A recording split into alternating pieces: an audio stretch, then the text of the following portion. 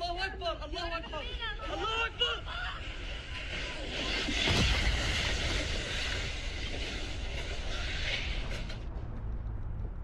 It took 90 seconds for everything to come crumbling down. What hit Turkey and Syria on February 6 was a cataclysm of unprecedented proportions. And the worst earthquake in 100 years struck Antakya and its people the hardest. Üçümüz sarıldık. Allah Allah demeye başladık. 5 defa Allah çıkmadı ağzımızdan. Böyle bir gitti, bir geldi, bir batı verdik.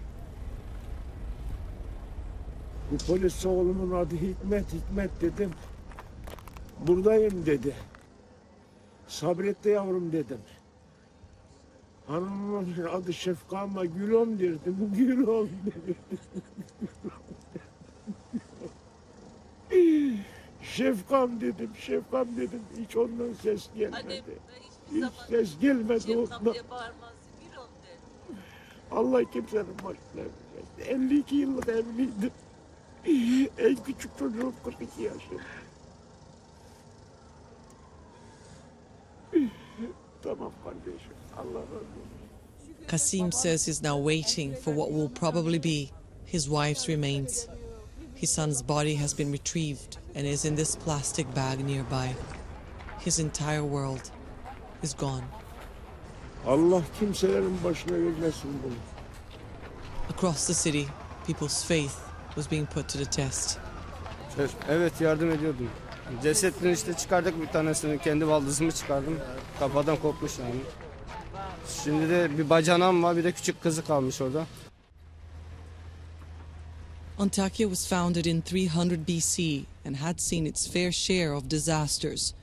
It was destroyed and rebuilt many times during the past centuries.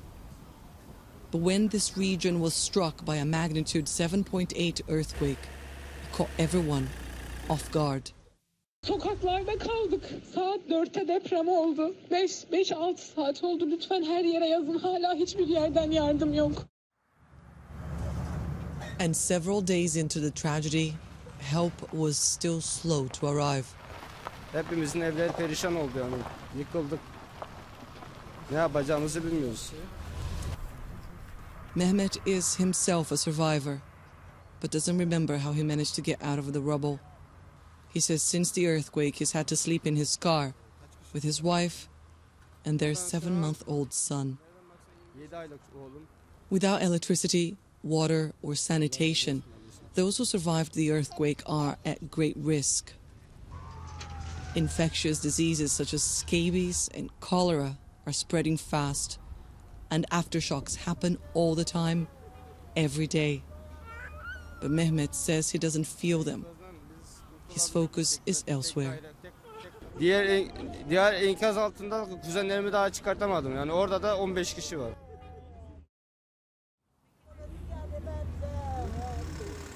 In the first few hours following the earthquake, the only hands available to sift through the rubble were those of survivors who were in shock, wounded, and had never done anything like this before. Then came the volunteers. Erdem is a builder from Istanbul who rushed to Antakya as soon as he heard of the quakes. Gerekeni yapmaya çalıştım. Çıkarttım da işte anneyi çıkarttım. Ve girerken onun yatak odasındaki dolap parçalarını kırarak girdiğimde bana sen benim eşyalarımı niye kırıyorsun, sen kimsin diye bana bağırmaya çalıştı. Hayır dedi, oğlumu çağır dedi, Osman'ı çağır dedi. Ben geçemem, hayatta astımım var benim. Ana! Ana! Astımı var. Osman! Bir erkek çocuğu, bir de ablasını çıkarttım. Daha da çok çıkartmak isterdim ama tek kaldığım için ekipler arasında sorun yaşandığı için bizim ekibimiz olsun dedikleri için o yüzden giremiyorum. Artık tek başına bir şey yapacağımı sanmıyorum. Turkish President Recep Tayyip Erdogan said nothing could have been done to prepare the country for such a tragedy. But not everyone here agrees. İlk geldiğimiz günde biz burada Bir jeneratörle bir kompresör bulamadık. Delecektik, bulamadık. AFAD denen kişi yok. Yok. Görevliler hiçbiri yok. Hiç kesinlikle yoktu birinci günü. İkinci günü bazı iş makineleri geldi. Tamam mı? Adamlar diyor ki biz çalışamıyoruz. Niye? Bize emir vermeleri lazım. Bir de yukarıdan emir bekliyorlar. Bir bambaşka bir olay. Yani hiçbir sistemli bir çalışma veyahut da herhangi bir düzenli bir çalışma kesinlikle yok. Ve yok. Olmadı. Hiçbir eğitimli bir kişi buraya gelmedi. Several days after the earthquake, and authorities still didn't seem to have the situation under control, despite an outpouring of international help. Some here blame internal rifts for the chaos. Yardımların geç kalması bir milletin ihmal ettiği bir durum değil. Çünkü gelen bu kepçeler, dozerler, kamyonlar neyse başka illerden geldiği için ancak intikal edebildiler. Anladım. What he says is that like ve şu anda çok mükemmel bir çalışma var. Okay. The response was late but Abi bunda yanılıyorsun. Büyükşehir Belediyesi'nin burada yetersiz kalmasının tek sebebi elindeki olan yetkinin tamamen alınmasıdır. Yetki alınmıştır. Büyükşehir'den, büyük yerlerden emir almadan kimse hareket edemedi. Buraya dedi bak iş makinelerini getirmiyorlardı. Getirmiyorlardı abi. Yolda İskenderun'da, Mersin'de bekletildiler. Niye bunu söylemiyorsun?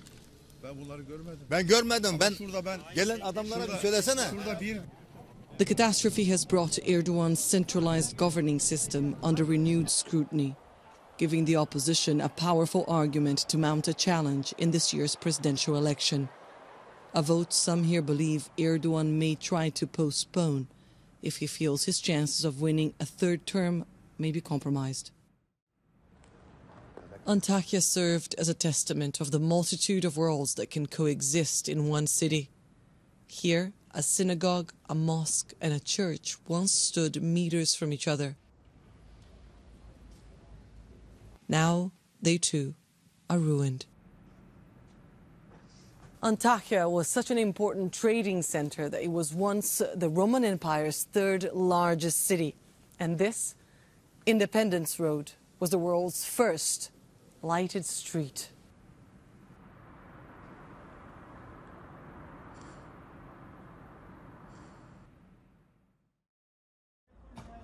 Nothing in this city was left unscathed. Antakya's main cemetery offers a glimpse into the magnitude of the disaster. There isn't enough space to bury the dead here. And so authorities opened mass grave sites in the outskirts of the city. Unidentified bodies have DNA samples collected from them so that families can one day give their loved ones a proper send-off.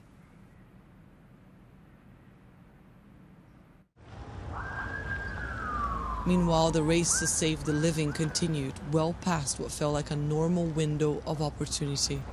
Amirim, söylediğim lokasyonun bir yan sokağında canlı ihbarı var. Oraya devam edelim mi? Ne oldu? Kontrol edelim. Hayır abi. Buradayım. Ne tarafta göster bize. Düş abi. Düş abi. Alabilir misin? Devam edin. Abi ileri gidin sizi yönlendirirler. Sen bırak yavaş. Geldiğimiz enkazda canlı emaresine rastladık. Arama kurtarma köpeğimiz gece şu an arama başlatıyor. Oradan alacağımız sonuca göre arkadaşlarla birlikte devam edeceğiz. And against all odds, survivors kept appearing. Haydi bismillah. Haydi bak, haydi bakalım. Haydi. Tamam. Bravo Fatma, bravo Fatma. Hadi. Fatma is 25 and a refugee from Syria. After escaping the horrors of war in her home country, she survived 140 hours under the rubble.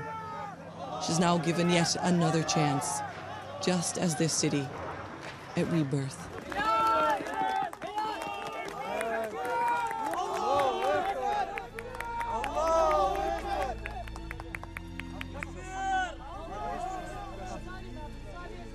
Herkesin emeğine sağlık arkadaşlar. Çok sağ olun.